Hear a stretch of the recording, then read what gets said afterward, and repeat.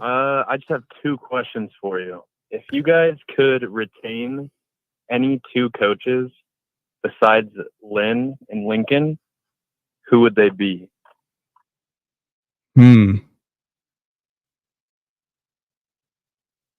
Now, are we talking for like position coaches or coordinators or what?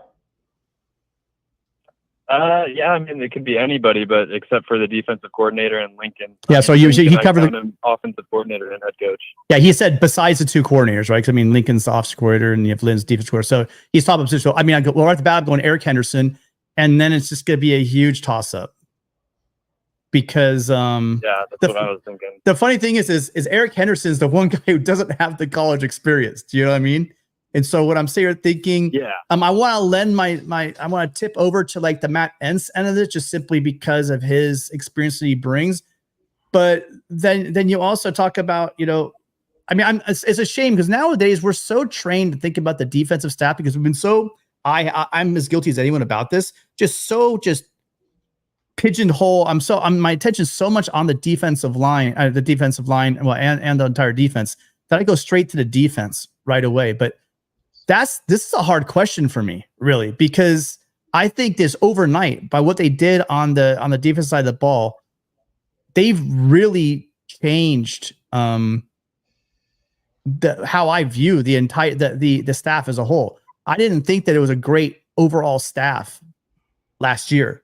But in 1 year, they've been able to really just change all of that. I mean, when it comes, where I'm hesitant is, so talking about offensive line, and I've been a huge defender of Henson. I have, because I do think this offensive line is going to perform and play well. And I did like the way the team in 2022 played, when they had not depth, but they had quality at every one of the positions along the line. But where do you go from there? I mean, you're talking about a lot of guys that came to the program that have a really good resume, but we don't know much about them here at USC or at this level. So if I just had to talk off the top of my head, what I like about this question is it's really hard to answer it. Matt, do you have two pop right to you? Otherwise, I'm just going to throw out.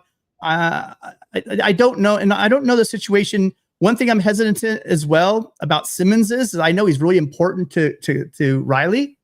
I mean, I do know that. I'm hesitant because we're having trouble landing top flight wide receivers, or more trouble, I think, than we should be having. I don't know why that is. Definitely. That is worrisome. But the wide receiver production on the field, however, the development and the play on the field lends to that. I'm just going to throw out there, just to keep my life easy, as an easy answer, and stick to the defense side of the ball. I'm going to go with Eric Henderson and Matt Entz. Those are two guys I keep. Matt, what do you got? I would say Danton Lynn and Eric Henderson, but no, you can't do Lynn. You can't do the coordinator.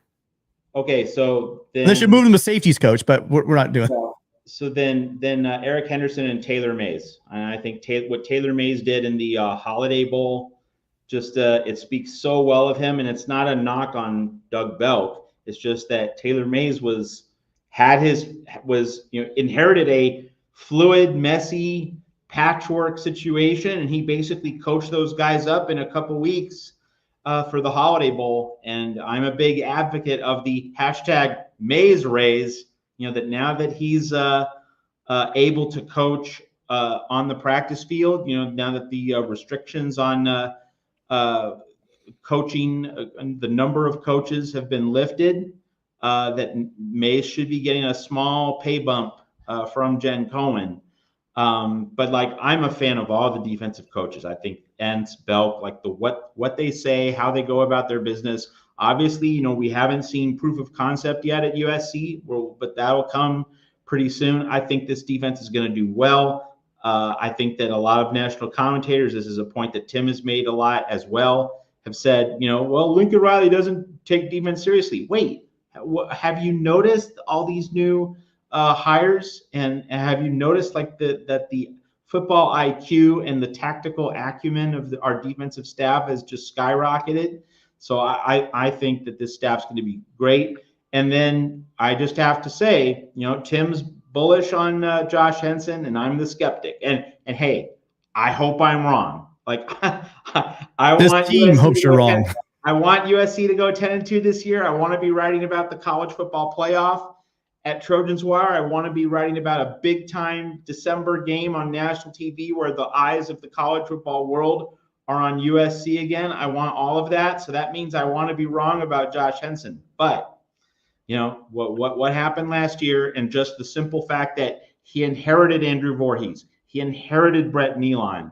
And he does get credit for what happened with Bobby Haskins, but still, like, he inherited the real alpha males on that 2022 offensive line. He now needs to show that he can coach up a new crop of linemen. So, like, he's the coach that's definitely under the gun at USC, along with Benny Wiley as the strength coach. Matt, let me correct you real quick on that. Does he get credit for 2 years of coaching up Jonah Monheim, though? I mean, right? Okay. That didn't just show up on accident. He's a great player, exception you got to give him credit for that. Huh? Exception that proves the rule. Like, why haven't we seen more broad-based success stories such as that one?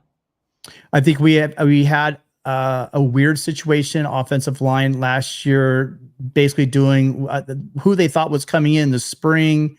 The kid from Florida never made it in. The guard from Florida never made it in. They bumped around. I think I did a great job in the portal getting a group. Sorry, I shouldn't say group. That's the word.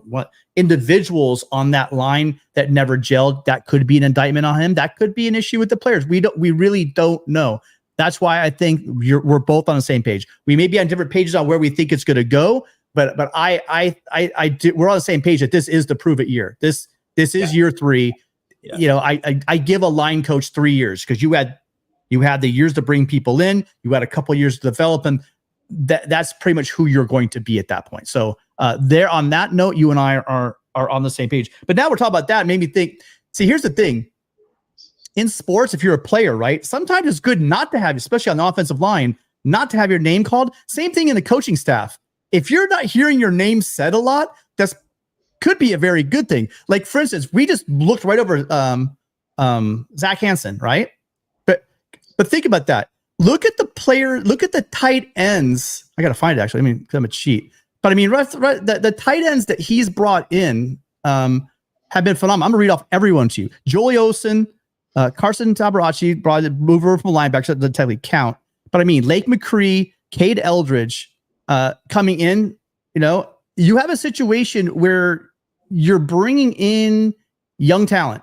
And when you bring in young talent and you're not hearing your name called, that's actually a good thing, Matt, you know, because Christian, your question is so hard because I think that there's, you know, and you really can't single out people that I think that are not doing their job at this point, right? We have a bunch of new faces that came in, but the guys we talked about that are not being talked about on the defensive side, on the opposite side of the ball are doing a solid job. So your question to narrow down just to 2 guys you can keep, I just went with the biggest kind of names that I could think of. And those are 2 biggest names. I'm kind of cheating. I'm not giving the people that have done their jobs over the past couple of years credit. Yeah, no, I hear you. And I do the same thing. I mean, I'm sure in a year we might have different answers, but right now it's just kind of hard not to pick those 2 on the defensive side of the ball. Yeah, it is just way too hard to try to make a guess off of what we've seen. And I mean, talk about, you know, making a guess of what we've seen. I mean, I think when we see Walter Matthews come in, and that's another Zach Hansen, I mean, these are guys that, you know, that he's recruiting at a very high clip. So it just depends on where you want to focus your attention. The guys are kind of doing their job, flying below the radar. I just think all of us, our eyes just go right to the defense, and the 2 biggest flashy names on defense really, to me, are Entz and Eric Henderson. But thank you. Great question. Really great question. Too hard to answer. Thank you. I wish I could have answered it better for you.